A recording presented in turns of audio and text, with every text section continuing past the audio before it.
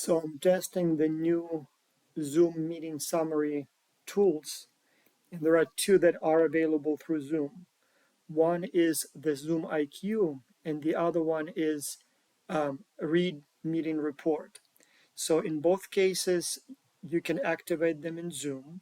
One, you simply just activate the function, and apparently now I'm at the free trial. I'm not sure how much it will cost once once the free trial is over.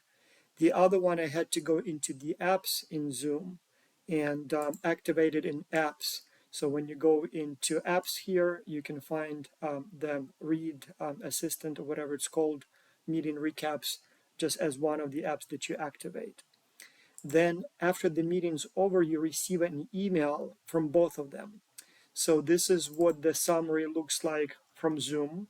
So I met with John, we talked about data. And so Zoom gives you a pretty good summary, detailed one. So it talks about the discussion topics such as data analysis and management, data management and variable matrix discussion. So it gives a pretty accurate summary. So I'd say it was not bad. My only concern with Zoom IQ is that it's pretty long. So yes, it was a whole hour meeting, but still it's a pretty long summary. It does recognize also the action items, so next steps, not bad at all. This is what the Read Assistant summary looks like. So this one is a little shorter.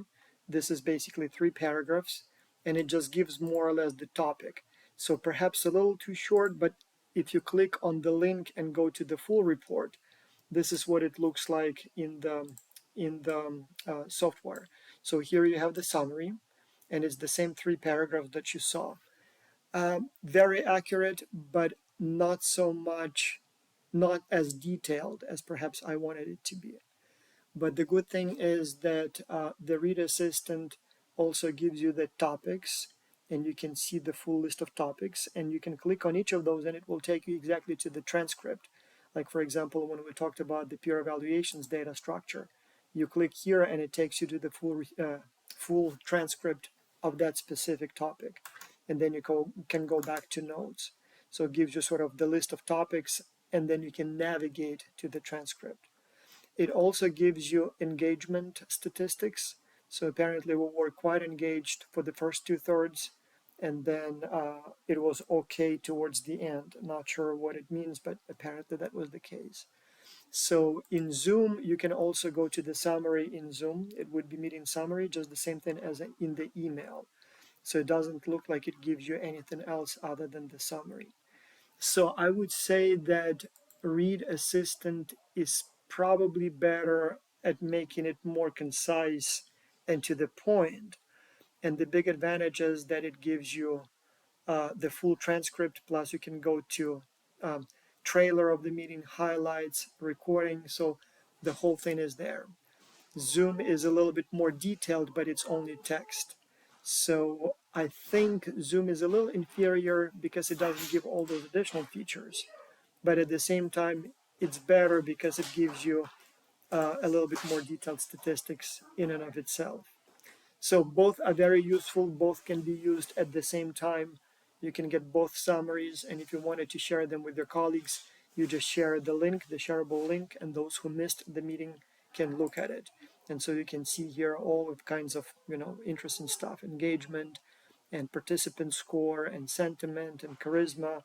So apparently we're not very charismatic. Our charisma is like at 50%, whatever that means.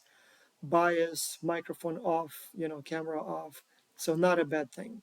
And then you also even have some coaching, so it even gives you a little bit more information on, talking pace, how fast we talked.